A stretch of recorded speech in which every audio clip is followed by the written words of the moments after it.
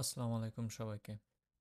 তো গত কয়েকটা ভিডিওতে আমরা HTML CSS এর বেশ কিছু জিনিস শিখছি। তার ভিতরে একটা হচ্ছে আমরা বর্ডার সম্পর্কে শিখছি। তো দেখেন আমরা এর আগের ভিডিওতে এখানে আহ, মানে চওড়া এবং লম্বা অর্থাৎ উচ্চতা কতটুকু হবে সেটা আমরা ডিফাইন করে দিয়েছিলাম এবং বলছিলাম নেক্সট ভিডিওতে আমরা দেখবো। তো আজকের ভিডিওতে হচ্ছে আমরা সেটাই দেখবো।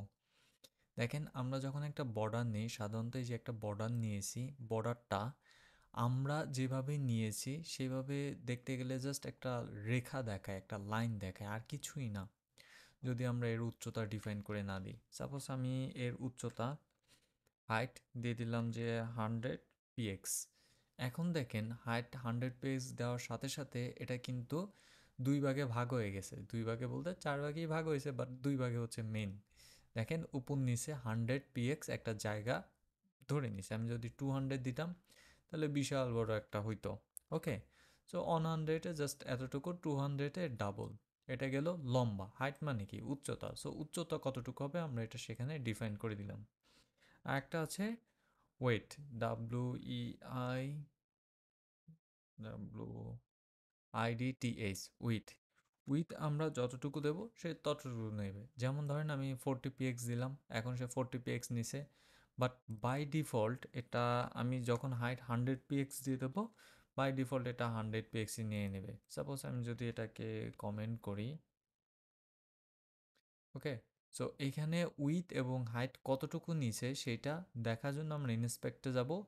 এবং এখানে দেখেন আমরা যখনই ইন্সপেক্টে গেলাম, সাথে সাথে আমরা যখনই এই আমাদের স্ক্রিনটাকে বড় করতেছি, দেখেন এখানে মাঝখানে যে বক্সটা, এই বক্সটাও বড় ছোট হচ্ছে। যেমন এখানে 254, এটা হচ্ছে বর্তমানে চওড়া, মানে এই পাশে কতটুকু জায়গা নিচ্ছে, এবং 100 এটা হচ্ছে উচ্চতা। আমি যখনই ছোট বড় করতেছি, দেখেন এই চওড়া যেটা ছিল অর্থাৎ উইথ যেটা ছিল সেটা কিন্তু কমে 200 থেকে এখন 195 চলে আসছে। আমি যখন আরও এরকম করব তখন সে আরও কমে যাবে। বাট আমি চাইলে এটাকে ডিফাইন করে দিতে পারি আমাদের কোডের মধ্যেই। আমি চাইলে বলে দিতে পারি যে ভাই তুমি শুধুমাত্র 100ই থাকবা। এখন দেখেন এই শুধুমাত্র 100ই আছে। এ কিন্তু আর আমি 1000 বার যদি কমাই বাড়াই ও কিন্তু ওই 100ই থাকবে। ও কিন্তু আর কমবে না কিংবা বাড়বে না।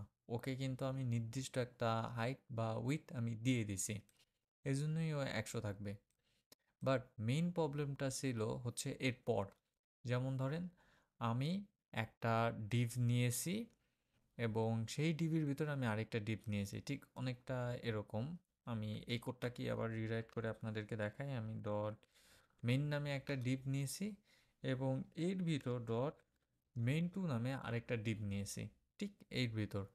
আমি এখানে শর্টকাট ব্যবহার করছি এবং এখনকার ভিডিওতে আমি আপনাদেরকে শর্টকাট দেখাবো, যাতে আমরা অনেক দূর আগায় গেছি। প্রায় 40টার মতো ভিডিও হয়ে গেছে। সো এখন আপনাদেরকে আস্তে আস্তে আমরা শর্টকাটগুলো দেখাবো। তো ধরেন আমরা ক্লাস লেখার সময় ক্লাসের ভিতর যদি ডিপ লিখি, আমি ডট দিয়ে যদি জাস্ট নামটা লিখি, যেমন মেইন 3, এবং ইন্টার প্রেস করি, সাথে সাথে এটা একটা ডিভ হয়ে যাবে। তো এখন দেখেন এখানে আমাদের 3টা ইন্ডিভিজুয়াল ডিভ আছে, যার যার একটার নাম দিছি আমি মেইন, এবং এই মেইনের ভিতর আমরা সিএসএস করছি। এরপর হচ্ছে মেইন 2, এর ভিতর হচ্ছে মেইন 3। তো দেখেন এখন আমি যদি ডট মেইন 2কে কল করি এবং মেইন 2 এর ভিতরে আমি যদি সিএসএস লিখি, তাহলে যেমন ধরেন যে আমি যদি বর্ডার দিই, BORD আর border 3px solid green, yellow বা গ্রিন। ওকে, তো ডেফিনেটলি এটা আপনার সেই আগের মতোই দেখাবে। আমি বর্ডার PA3px, ওকে, এটা ডেফিনেটলি আগের মতোই দেখাবে, অর্থাৎ ছোটোই দেখাবে এবং একসাথে মিক্স দেখাবে, কেননা এর হাইট এবং উইথ আমি দিয়ে দিইনি। ওকে, নাও আমি এর হাইট দিয়ে দিই। হাইট দেখা গেল যে 50 px and with WID with 50 px। ওকে, নাও যখন আমি 50 px দিলাম তখনই দেখেন এটা এই ঘরের অর্ধেক হয়ে গেল। বাট এখানে একটা বড় ধরনের সমস্যা আছে। আমরা এতদিন পর্যন্ত পিকজেল ব্যবহার করে আসছি।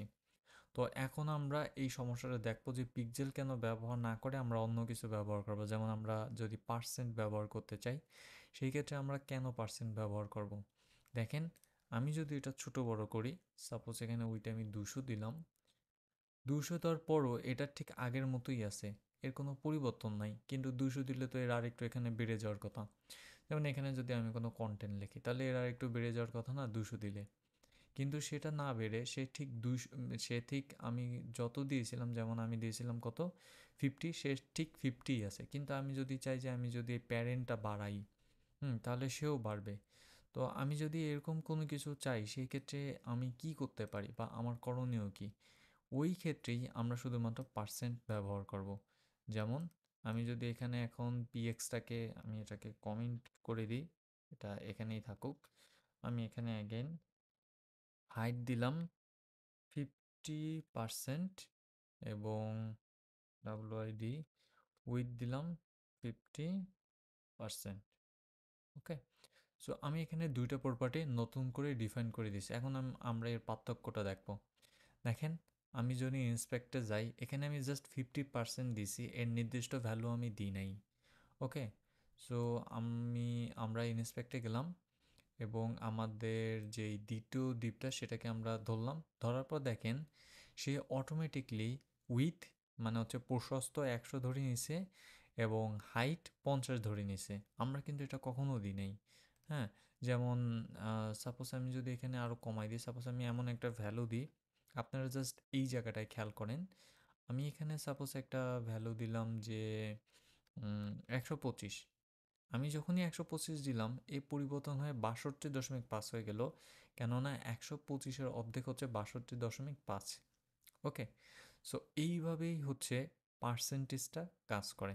পার্সেন্টেজ মূলত এভাবেই কাজ করে, অর্থাৎ প্যারেন্ট যদি আমি পরিবর্তন করি, তাহলে হচ্ছে ভিতরেরটাও অটোমেটিক পরিবর্তন হয়ে যাবে ভিউ পয়েন্টের উপর ভিত্তি করে, আমরা যেভাবে দেখতে চাই সেভাবে বা তার উপর ভিত্তি করে। ওকে, সো পার্সেন্টের কাজ এবং আশা করি দুইটার কাজ বোঝা গেল। তো আমি এখানে জাস্ট একটু ছোট নোট লিখে দিই। নোট লেখার রিজনটা হলো এইটা যে আপনারা যাতে পরবর্তীতে দেখলেই বুঝতে পারেন। সো আমি এখানে note PRTNG percent RSN percentage used for monitoring main div ACIGSD height and WID DS। Okay, so আমি এখানে একটা ছোট্ট নোট লিখে দিলাম যাতে আপনারা এক দেখাতেই বুঝতে পারেন যে এখানে আসলে কেন পরিবর্তনটা হইলো এবং আমরা কেন এই পরিবর্তনটা করলাম। ওকে, তো অ্যাগেন আমাদের এই সবগুলো কোড আপনারা আম, আমাদের যে গিটহাব পেজ আছে, গিটহাব আছে সেখানে পেয়ে যাবেন। যেমন just GitHub GitHub frontend cyber 24 BD, এখানে আপনারা যদি আসেন সিএসএস এর ভিতর দেখেন বক্স আছে, এই বক্সের ভিতর আপনারা সবগুলো কোড পেয়ে যাবেন। আপাতত আজকের কোডটা আপডেট করা হয়নি, গতকালকে যেই ভিডিওটা তৈরি করেছিলাম সেটার কোড অলরেডি এখানে আছে। ওকে, তো আজকের মতো এই পর্যন্তই। আল্লাহ হাফেজ সবাইকে, দেখা হচ্ছে পরবর্তী ভিডিওতে।